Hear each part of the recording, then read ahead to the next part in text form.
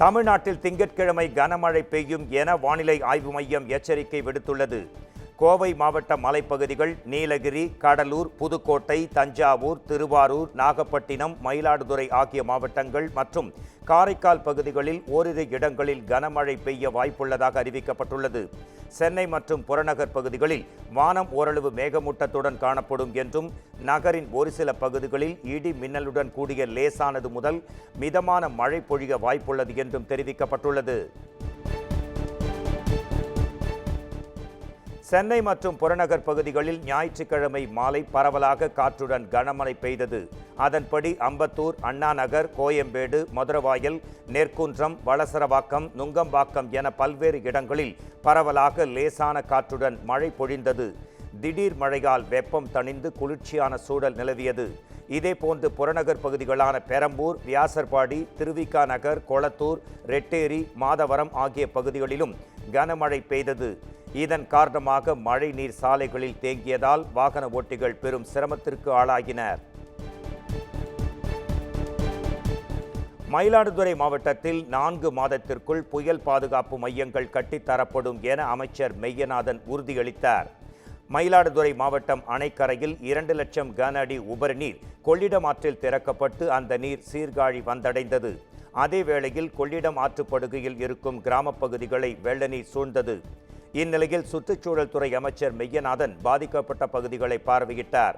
தொடர்ந்து பேசிய அவர், மயிலாடுதுறை மாவட்டத்தில் 4 மாதத்திற்குள் புயல் பாதுகாப்பு மையங்கள் கட்டித்தரப்படும் என உறுதியளித்தார்.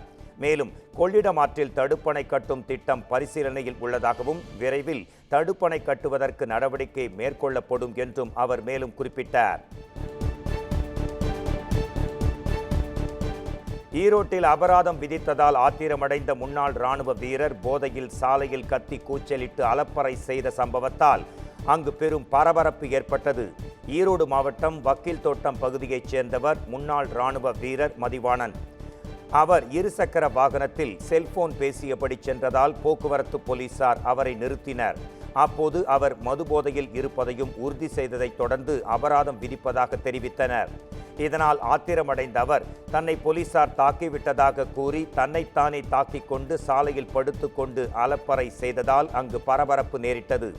தொடர்ந்து 10,000 ரூபாய் அபராதம் விதித்த போலீசார் அவரின் இருசக்கர வாகனத்தையும் பறிமுதல் செய்தனர்.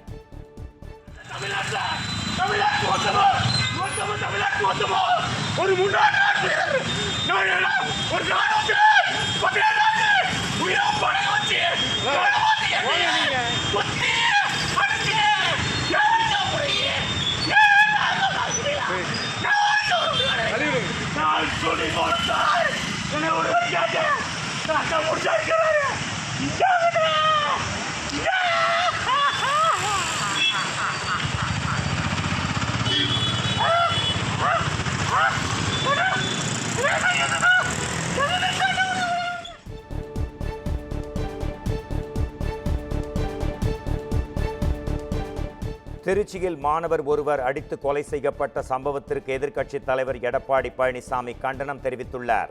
இது தொடர்பாக அவர் பதிவிட்டுள்ள எக்ஸ் பதிவில், திருச்சி ஸ்ரீரங்கத்தில் காவிரி ஆற்றுப்படுகையை வேடிக்கை பார்த்து கொண்டிருந்த விராலிமலையைச் சேர்ந்த ரஞ்சித் என்ற மாணவர் அடித்து கொலை செய்யப்பட்டதை அதிர்ச்சியடைந்ததாக தெரிவித்தார்.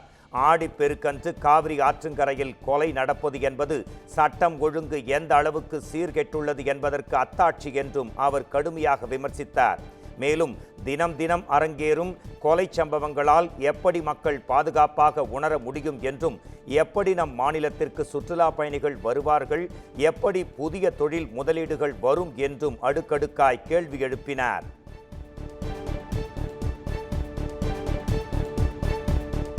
தூத்துக்குடியில் கடந்த பெருமழை வெள்ளத்தில் அடித்துச் செல்லப்பட்ட பாலம் தற்போது வரை சீரமைக்கப்படாமல் இருக்கும் நிலையில் பாமக தலைவர் அன்புமணி நேரில் ஆய்வு செய்தார். தூத்துக்குடி மாவட்டம் அந்தோணியார்புரம் கிராமத்தில் உள்ள பாலம் கடந்த ஆண்டு டிசம்பர் மாதம் பொழிந்த பெருமழையின் போது வெள்ளத்தில் அடித்துச் செல்லப்பட்டது. இதையடுத்து மாற்றுப்பாதை உருவாக்கப்பட்டு வாகனங்கள் அந்த பாதையில் செல்கின்றன. இந்நிலையில் இதுவரை சீரமைக்கப்படாத பாலத்தை திருச்செந்தூர் செல்லும் வழியில் பாமக தலைவர் அன்புமணி ராமதாஸ் ஆய்வு செய்தார். இதைத் தொடர்ந்து மக்களிடம் கலந்துரையாடி குறைகளை கேட்டறிந்த அவர், இதே நிலை நிரந்தரமாக்கப்பட்டு விடுமா என்று கேள்வி எழுப்பி வேதனையுடன் புறப்பட்டு சென்றார். காசா படுகொலையை கண்டித்து அமெரிக்க துணை தூதரகத்தில் முற்றுகை போராட்டத்தில் ஈடுபட்ட மனிதநேய ஜனநாயக கட்சியின் மாநில தலைவர் தாமிமுன் அன்சாரியை போலீசார் கைது செய்தனர். சென்னை அண்ணா சாலையில் உள்ள அமெரிக்க தூதரகத்தை முற்றுகையிடும் போராட்டம் மனிதநேய ஜனநாயக கட்சியின் சார்பில் நடத்தப்பட்டது. அப்போது காசாவில் நடத்தப்படும் இஸ்ரேலின் இனப்படுகொலைக்கு துணை போவதாக அமெரிக்க அரசுக்கு எதிராக முழக்கங்கள் எழுப்பப்பட்டன. இதனைத் தொடர்ந்து அமெரிக்க துணை தூதரகத்தை முற்றுகையிடச் சென்ற மனிதநேய ஜனநாயக கட்சியினரை வழியிலேயே தடுப்புகள் அமைத்து தடுத்து நிறுத்தி போலீசார் அவர்களை கைது செய்தனர். அப்போது அக்கட்சியின் மாநில தலைவரான தாமிமுன் அன்சாரியையும் கைது செய்தனர். ராமேஸ்வரத்தில் புதிதாக கட்டப்பட்டுள்ள பாம்பன் பாலத்தில் ரயில் என்ஜின் சோதனை ஓட்டம் நடைபெற்றது. ராமநாதபுரம் மாவட்டம் மண்டபம் நிலப்பரப்பையும் ராமேஸ்வரம் தீவு பகுதியில் இணைக்கக்கூடிய பாம்பன் பழைய தூக்கு ரயில் பாலம் அடிக்கடி கோளாறு ஆகி வந்த நிலையில் 550 கோடி ரூபாய் செலவில் புதிய பாலம் கட்டப்பட்டு வந்தது. தற்போது புதிய பாம்பன் பாலத்தின் 90% பணிகள் முடிவுற்ற நிலையில் ரயில் என்ஜினின் சோதனை ஓட்டம் நடத்தப்பட்டது. இதனை பொதுமக்கள் ஆரவாரம் செய்து கண்டு ரசித்தனர். மேலும் 100% பணிகள் வரும் அக்டோபர் மாதத்திற்குள் முடிவுற்று அக்டோபர் 1ஆம் தேதி முதல் புதிய ரயில் பாலத்தில் ரயில்கள் இயக்கப்படும் என தென்னக ரயில்வே அதிகாரிகள் தெரிவித்தனர். தமிழ்நாட்டில் மூடப்பட்ட 17 மணல் குவாரிகளை திறக்க வலியுறுத்தி வரும் 8ஆம் தேதி ஆர்ப்பாட்டத்தில் ஈடுபட உள்ளதாக மணல் லாரி உரிமையாளர்கள் சங்கம் அறிவித்துள்ளது. தமிழ்நாட்டில் கடந்த சில மாதங்களுக்கு முன் மணல் குவாரிகளில் அமலாக்கத்துறை சோதனைக்கு பின் 17 குவாரிகளின் செயல்பாடுகள் நிறுத்தப்பட்டன. பின்னர் முழுமையாக ஆன்லைன் மூலமாக மணல் வழங்கப்பட்டது. இந்த விவகாரத்தில் மதுரை உயர்நீதிமன்றம் பிறப்பித்த தீர்ப்பில் ஒப்பந்ததாரர்களை வைத்து மணல் விற்பனை செய்யக்கூடாது என்றும் பொதுப்பணித்துறையே ஆறுகளில் இருந்து நேரடியாக மணலை எடுத்து ஆன்லைனில் விற்பனை செய்ய வேண்டும் என்றும் அறிவுறுத்தியது. இதை தமிழக அரசின் கவனத்திற்கு கொண்டு செல்லும் வகையில் வருகிற 8ஆம் தேதி சென்னை எழும்பூர் ராஜரத்னம் அரங்கில் ஆர்ப்பாட்டம் நடத்தப்படும் என அறிவிக்கப்பட்டிருக்கிறது. இதில் தமிழகம் முழுவதிலுமிருந்து 30 மணல் லாரி சங்கங்களைச் சேர்ந்த நிர்வாகிகள் பங்கேற்க உள்ளனர். நீதி வழங்கும் முன்பு ஒரு முறைக்கு இருமுறை யோசித்து நீதி வழங்க வேண்டும் என இளம் நீதிபதிகளுக்கு உயர்நீதிமன்ற நீதிபதி பவானி சுப்பராயன் அறிவுரை வழங்கியிருக்கிறார்.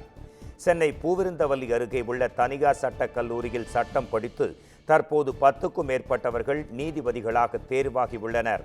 அவர்களுக்கான பாராட்டு விழா சட்டக்கல்லூரி வளாகத்தில் நடைபெற்றது. இந்த விழாவில் புதிதாக நீதிபதியாகி இருக்கும் 6 இளம் நீதிபதிகள் பங்கு பெற்றனர்.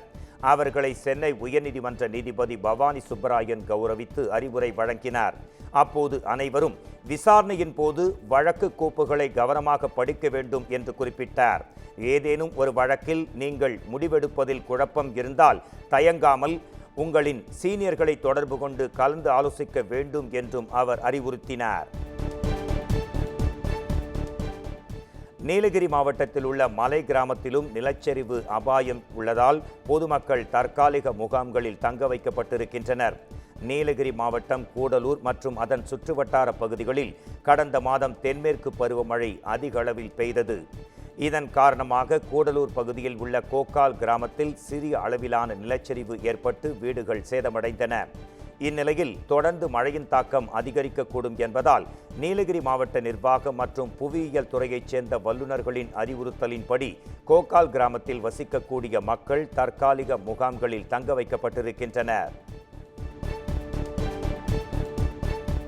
வேலூரில் மாவட்ட அளவில் முதல் நரிக்குறவர் என பட்டதாரி என்ற பெருமையை மாணவர் ஒருவர் பெற்றிருக்கிறார். வேலூர் மாவட்டம் பாக்கம் கிராமத்தில் உள்ள மலை அடிவாரத்தில் இருக்கும் நரிக்குறவர் காலனியில் வசித்து வரும் ரவி என்பவரின் மகன் ஏழுமலை.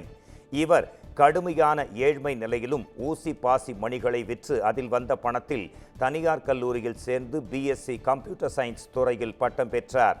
தற்போது பட்டம் பெற்றிருக்கும் அவர் மாவட்ட அளவில் முதல் நரிக்குறவர் என பட்டதாரி என்ற பெருமையையும் பெற்றுள்ளார். மேலும் நரிக்குறவர் மாணவர்கள் பலரை பட்டதாரிகளாக உருவாக்கி அவர்களின் வாழ்க்கை தரத்தை மாற்றுவேன் என்றும் அவர் உறுதியெடுத்திருக்கிறார். பழனியில் 80 டன் எடை கொண்ட கல்லை குடைந்து செய்யப்பட்ட பிரம்மாண்ட கருப்பணசாமி சிலை விருதுநகரில் உள்ள கோயிலில் பிரதிஷ்டை செய்ய லாரியில் ஏற்றி எடுத்துச் செல்லப்பட்டது. திண்டுக்கல் மாவட்டம் பழனி மலை அடிவாரத்திற்கு திருச்சி மாவட்டம் மணப்பாறையிலிருந்து 80 டன் எடை கொண்ட பெரிய கல் கொண்டு வரப்பட்டு சிலை செய்யும் பணிகள் கடந்த ஓராண்டு காலமாக நடைபெற்று வந்தன.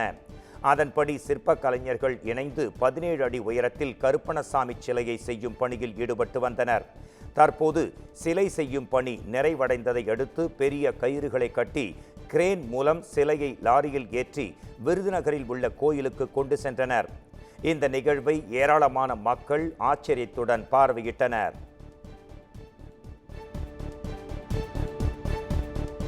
மதுரையில் சகோதரன் மற்றும் நண்பனை தாக்கிய நபர்களை பழிவாங்க பயங்கர ஆயுதங்களுடன் சுற்றித் திரிந்த 4 இளைஞர்களை போலீசார் அதிரடியாக கைது செய்தனர். ஜெய்ஹிந்த்புரம் காவல் நிலைய போலீசார் சுந்தரராஜபுரம் ஜேஆர் ரோட் பகுதியில் ரோந்து பணியில் ஈடுபட்டு வந்தனர். அப்போது சந்தேகத்திற்குரிய வகையில் 4 பேர் அங்கு நின்று கொண்டிருந்தனர். அவர்களை அழைத்து விசாரித்த போது சகோதரன் மற்றும் நண்பனை கத்தி மற்றும் கட்டையால் அடித்து காயப்படுத்திய நபர்களை பழிவாங்குவதற்காக ஆயுதங்களுடன் அவர்கள் உலா வந்ததை ஒப்புக்கொண்டனர். இதைத் தொடர்ந்து 4வரையும் ஆயுதங்களுடன் கைது செய்த ஜெய்ஹிந்த்புரம் காவல்துறையினர் அவர்களிடமிருந்த 3 வாள்கள், 1 அரிவாள் உள்ளிட்ட ஆயுதங்களையும் பறிமுதல் செய்தனர். மேலும் 4 பேரையும் மதுரை மாவட்ட நீதிமன்றத்தில் ஆஜர்படுத்திய பின் மதுரை மத்திய சிறையில் அடைத்தனர்.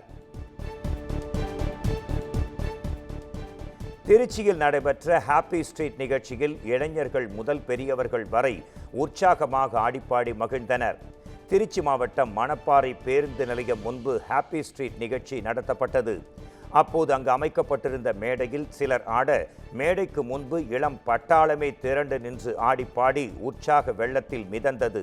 சுமார் 3 மணி நேரம் நடந்த இந்த மனமிகு நிகழ்வில் ஆயிரக்கணக்கானவர்கள் கலந்து கொண்டு விதவிதமான அதிரடி பாடல்களுக்கு ஆடி மகிழ்ந்தனர். மணப்பாறையில் முதல் முறையாக ஹாப்பி ஸ்ட்ரீட் நிகழ்ச்சி நடைபெறுவதால் இந்த நிகழ்ச்சியை காண ஆயிரக்கணக்கானோர் திரண்டு வந்திருந்ததால் அப்பகுதியே விழா கோலம் பூண்டது.